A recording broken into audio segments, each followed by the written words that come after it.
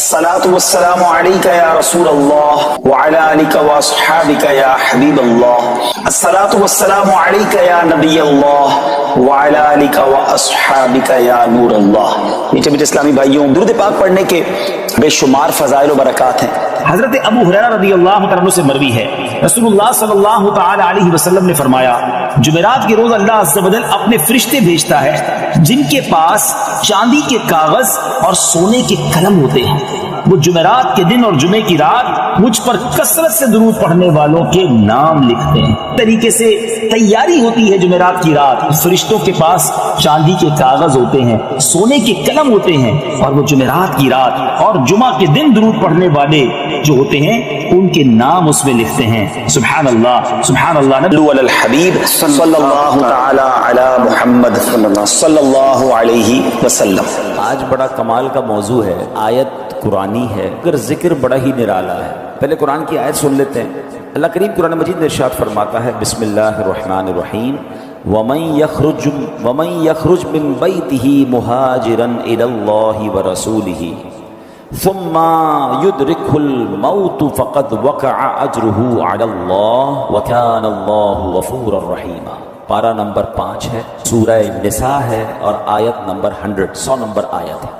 ترجمہ، اور جو اپنے گھر سے اللہ اور رسول کی طرف ہجرت کرتے ہوئے نکلا پھر اسے موت نے آ لیا تو اس کا ثواب اللہ کے ذمے پر ہو گیا اور اللہ بخشنے والا مہربان ہے. یہ بڑی کمال کی آیت ہے، یہ بہت خوبصورت ٹاپک ہے، اور یہ کس وقت نازل ہوئی یہ انشاءاللہ جب ہم سنیں گے تو ایمان تازہ ہو جائے گا. جو سبحان اللہ، تو حج اور مدینے کا سفر نصیب والوں کو ملتا ہے.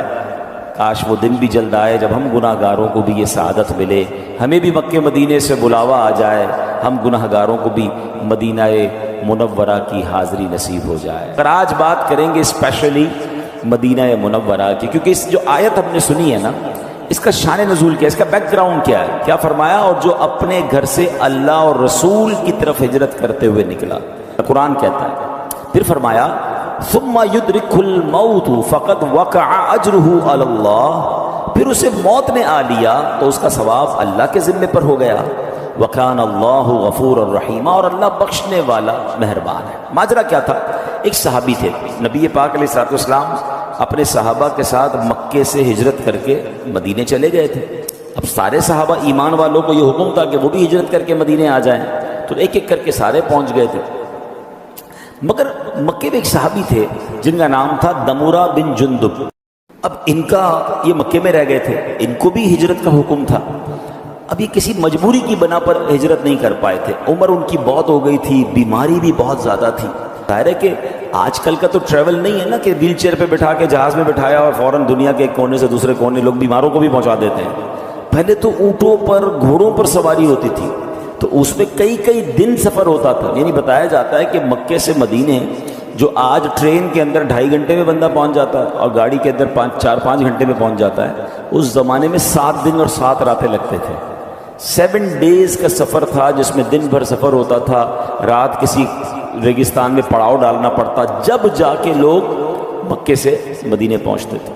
تو اب کیا ہوا کہ وہ جب بیمار تھے نہیں جا پا رہے تھے، لیکن ان کا دل بڑا مچلتا تھا. وہ نبی پاک کی یاد آتی تھی، آقا علیہ الصلوۃ والسلام کے دربار میں جانا تھا. تو انہوں نے اپنے اہل خانہ سے کہا کہ میرا سامان باندھو اور مجھے سواری پہ بٹھا دو.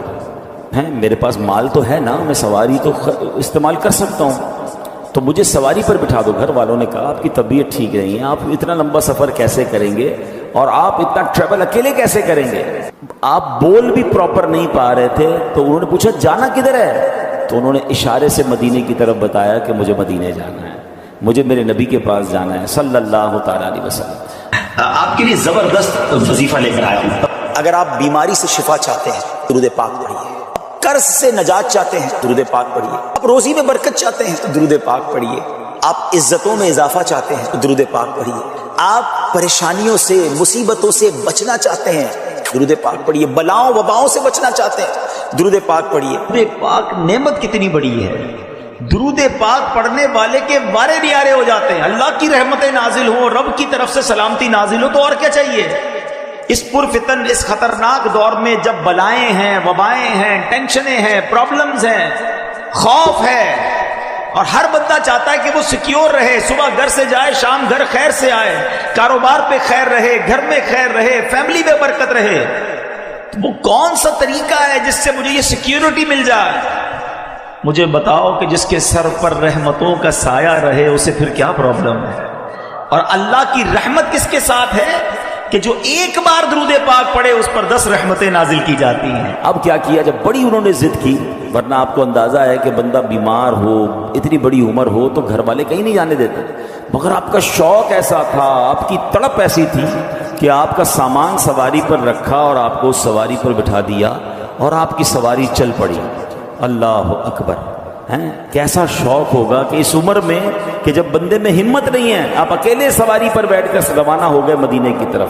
سبحان اللہ! اعلیٰ حضرت امام اہل سنت کا ایک شعر ہے نا، شوق روکے نہ رکے، پاؤں اٹھائے نہ اٹھیں، کیسی مشکل میں ہے اللہ تمنائی دوست۔ یہ کیسا شوق ہے کہ رکنے نہیں دیتا، حالت یہ کہ پیر بھی نہیں اٹھ رہا، مگر ان دونوں مشکلوں میں جو نبی پاک سے محبت رکھنے والا ہے وہ اس کے بھی لطف اٹھا رہا ہے۔ آپ بیٹھ گئے سواری پر، روانہ ہو گئی سواری۔ اب جب یہ سواری روانہ ہوئی تو اگر آج کا نقشہ دیکھیں تو آپ 11 کلومیٹر سے زیادہ سفر نہیں کر پائے۔ جو ماشاءاللہ مکے گئے ہیں وہ جلدی پک کر لیں گے میری بات کو۔ ایک مسجد ہے جس کو مسجد عائشہ کہا جاتا ہے، مسجد عمرہ بھی کہا جاتا ہے، ایک اس کا نام مسجد تنعیم بھی ہے، وہ اب مسجد ہے، اس ایریا میں ہی آپ پہنچ پائے، یعنی ابھی آپ مکے سے تھوڑا ہی باہر نکل پائے کہ آپ کا انتقال ہو گیا، آپ مدینے پہنچ نہیں سکے۔ تو اب کیا ہوا کہ لوگوں نے باتیں کرنا شروع کی کہ کاش یہ مدینے پہنچ جاتے تو ان کا ثواب کمپلیٹ ہو جاتا، ان کی ہجرت کمپلیٹ ہو جاتی، یہ مزید ثواب کماتے۔ تو قرآن پاک کی آیت نازل ہوئی اور اس آیت میں کیا رب نے فرمایا؟ سبحان اللہ! میرے رب کی شان دیکھیں، اللہ کریم کی بارگاہ میں ہے نا، یہ فلسفہ سمجھ لیں، وہاں دل دیکھا جاتا ہے، عمل کی باری تو بہت بعد میں آتی۔ آپ کی نیت کیا تھی؟ آپ نے نیت کر کے کام شروع کر دیا نا، بے شک نہ کر پائے، میرا کریم جانتا ہے کہ اس کی نیت کیا تھی، اللہ وہ اجر عطا فرما دیتا ہے۔ اب کیا دیکھیں قرآن کی آیت نازل ہوئی، کیسے زبردست صحابی ہیں، ان کا جذبہ کیسا تھا مدینے پہنچنے کا، نبی پاک سے ملاقات کا شوق کیسا تھا کہ ان کے اس عمل پر قرآن کی آیت نازل ہوئی۔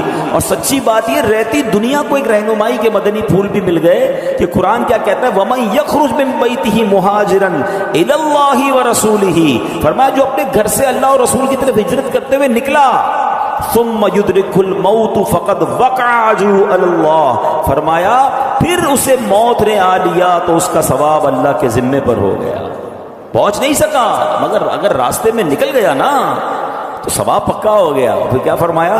وَكَانَ اللَّهُ غَفُورًا رَحِيمًا، اللہ بخشنے والا ہے، مہربان ہے۔ یعنی یہ مت کہو کہ مدینے پہنچ نہ پائے، ہجرت کر نہ پائے، ثواب ملا نہیں، ارے اچھی نیت کر کے یہ نکل گیا، بے شک راستے میں انتقال ہوا، اسے پورا پورا اجر مل گیا۔